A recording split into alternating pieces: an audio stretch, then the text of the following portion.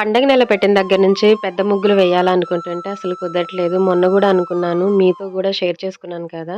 నేను పెద్ద ముగ్గులు వేయాలి అనుకుంటున్నాను అని. కానీ కుదరట్లేదు. ఎందుకంటే మంచు బాగా పడుతుంది. 4 గంటలకి, 4:30కి లేసే నేను ఇప్పుడు 5కి, 5:30కి అలా లెగవాల్సొస్తుంది. ఎందుకంటే మంచు బాగా పడుతుంది. ఇంకా ఇంట్లో మా వారు గూడా కోప్పడుతున్నారనమాట. ఇంత మంచులో లెగిసి చేయాల్సినంత అవసరం ఏముంది అని అంటున్నారు.